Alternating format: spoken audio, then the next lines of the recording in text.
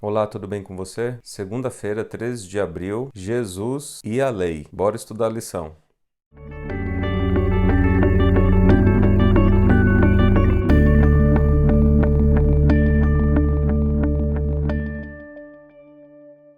O nosso guia de estudo hoje apresenta um tema muito interessante. Como é que Jesus entendia a lei? Quando a gente usa a palavra lei, nós estamos falando especificamente sobre a Torá, que é o Pentateuco, Gênesis, Êxodo, Levítico, Números e Deuteronômio. O que Jesus disse sobre os 5 primeiros livros das Escrituras? Mateus capítulo 5, versos 17 até o 20. Não penseis que vim revogar a lei e os profetas. Não vim para revogar, vim para cumprir. Porque em verdade vos digo, até que o céu e a terra passem, nenhum i ou tio jamais passará da lei, até que tudo se cumpra. Aquele, pois, que violar um destes mandamentos, posto que dos menores, e assim ensinar aos homens, será considerado mínimo no reino dos céus. Aquele, porém, que os observar e ensinar, esse será considerado grande no reino dos céus. Porque vos digo que, se a vossa justiça não exceder em muito a dos escribas e fariseus, jamais entrareis no reino dos céus. Você prestou atenção ao que Jesus está ensinando sobre a lei aqui, sobre a Torá? Olha só o que ele fala. Até que o céu e a terra passem, nenhum i ou tio jamais passará da lei, até que tudo se cumpra. Eu li Mateus capítulo 5, verso 18. Da onde que Jesus está falando? Da onde que ele está tirando esse discurso aqui? Vamos acompanhar o discurso de onde ele está tirando? Deuteronômio 29, 19 e Deuteronômio capítulo 32, verso 1. Deuteronômio 29, 19 diz assim: Ninguém que ouvindo as palavras desta maldição se abençoe no seu íntimo dizendo, terei paz, ainda que ande na perversidade do meu coração, para acrescentar a sede à bebedice. Em outras palavras, a lei, ela nos limita. Sim, a lei, ela vem para nos guiar no caminho da justiça, da verdade. E ninguém que pense que porque Deus é misericordioso, ele pode viver da maneira que ele queira viver. É isso aqui que o verso está dizendo. E agora Deuteronômio 32, verso 1. Inclinai os ouvidos aos céus e falarei e ouça a terra as palavras da minha boca. Percebe? Até que a terra e os céus passem, nenhum i ou um tio se omitirá da lei. O que Jesus está querendo dizer com esse termo aí, nenhum i e nenhum tio? A letra I no alfabeto hebraico é a menor letra, é o iod, é quase uma vírgula. Agora, tio, não existe acento na língua hebraica. O que Jesus quer dizer com essa palavrinha tio? Eu não sei se você já viu a Bíblia em manuscrito, em original. Quando os escribas iam copiar a palavra de Deus, geralmente nas primeiras palavras ou nas palavras mais importantes, eles faziam um floreado na letra. Bom, um paralelo mais fácil para você entender. Convites de casamento. Você já viu um convite de casamento? Tem aquelas letras com floreados. O que Jesus está querendo dizer é assim, nem aquele floreio que é feito, nem aquele detalhe, nem aquele enfeite da lei vai ser omitido. Tudo vai ser cobrado. E aqueles que ensinam que essas coisas não são válidas são pequenos. E aqueles que ensinam que tudo dentro da lei é válido, são grandes no reino de Deus. Tá entendendo? Jesus coloca a autoridade máxima sobre as escrituras, sobre a lei. É lógico, ele é o autor, ele que inspirou, ele que trouxe, ele que movimentou os profetas a escreverem. Então a vida dele é o cumprimento da lei. Sabe o que isso ensina para mim e para você? Ensina que não vai ter desculpa. Porque se ele, como homem, porque quando ele se encarnou, a palavra de Deus diz que ele não teve por usurpação ser igual a Deus, ou seja, ele foi um servo, tomando a forma de servo. Ele foi um homem, como eu e você, enquanto encarnado aqui, enquanto viveu nessa terra. E se ele conseguiu viver dentro da lei de Deus, se ele conseguiu obedecer plenamente à lei de Deus, eu e você somos capazes, pelo poder que Ele nos concede, a vivermos a lei de Deus. Então não tem desculpa para ninguém. Não há desculpa, nem para mim, nem para você. A grande questão, e eu falo para vocês isso sem sombra de dúvida, é que nós, seres humanos, buscamos cúmplices para os nossos pecados. Em outras palavras, toda vez que eu quero fazer algo que eu sei que é contra a lei de Deus, eu vou buscar subterfúgios, eu vou buscar desculpas, eu vou buscar filosofias e entendimento que me liberem da obrigação de obedecer e me submeter à lei de Deus. E isso é um mal terrível, porque esse é o cerne da filosofia de Satanás. É isso que Satanás apresenta para mim e para você.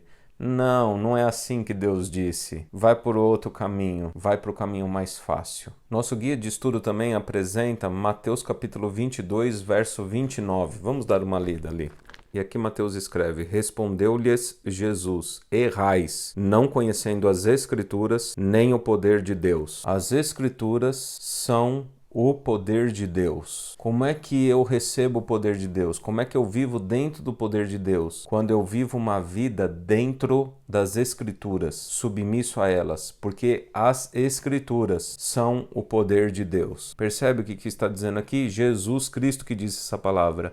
Então tem muitas pessoas que buscam o poder de Deus aí, só que não busca através da leitura, da meditação e da obediência à palavra de Deus. Essas pessoas estão, na verdade, buscando outros poderes, mas não o poder de Deus. Outro texto que o nosso guia de estudo apresenta é Mateus capítulo 23, verso 2 e 3, que lemos assim: na cadeira de Moisés se assentaram os escribas e os fariseus. Fazei e guardai, pois, tudo quanto eles vos disserem. Vou ler de novo esse verso aqui para você. Mateus capítulo 23, verso 3. Fazei e guardai, pois, tudo quanto eles vos disserem. Eles quem? Os escribas e fariseus que pregam e ensinam a respeito de Moisés. Lembrando que Moisés aqui são os 5 primeiros livros, a Torá, Gênesis, Êxodo, Levítico, Número e Deuteronômio. Porém, não os imiteis nas suas obras, porque dizem e não fazem.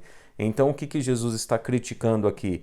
Jesus não está criticando a lei no tempo dele, mas Jesus está criticando os professores da lei, porque eles ensinavam as pessoas, mas não praticavam aquilo que ensinavam. Em outras palavras, Jesus está confirmando a autoridade das Escrituras, a autoridade de Gênesis, Êxodo, Levítico, Números e Deuteronômio. Você deve aprender, você deve escutar e obedecer. O último trecho que o nosso guia de estudo apresenta hoje é Mateus capítulo 22, versos 37 até o 40. Que diz o seguinte: respondeu-lhe Jesus: amarás o Senhor teu Deus de todo o teu coração, de toda a tua alma e de todo o teu entendimento. Este é o grande primeiro mandamento. O segundo, semelhante a este, é: amarás o teu próximo como a ti mesmo. Destes 2 mandamentos dependem toda a lei e os profetas. Olha só como Jesus está chamando aqui as Escrituras: a lei e os profetas. Porque era cultural da época. O que Jesus está querendo dizer com esse termo aqui? A lei e os profetas.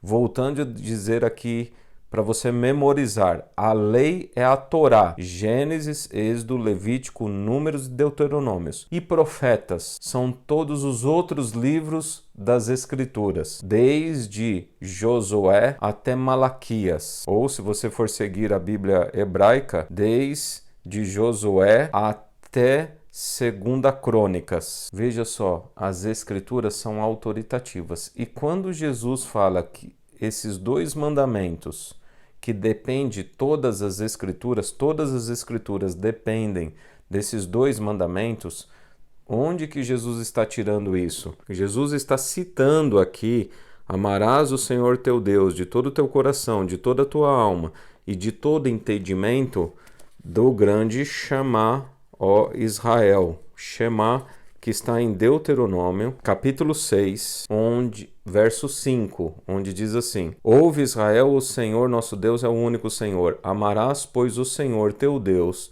de todo o teu coração, de toda a tua alma e de toda a tua força. Disto depende toda a lei e os profetas. Jesus cita também amarás o teu próximo como a ti mesmo, que nós encontramos no livro de Levítico, capítulo 19, verso 18.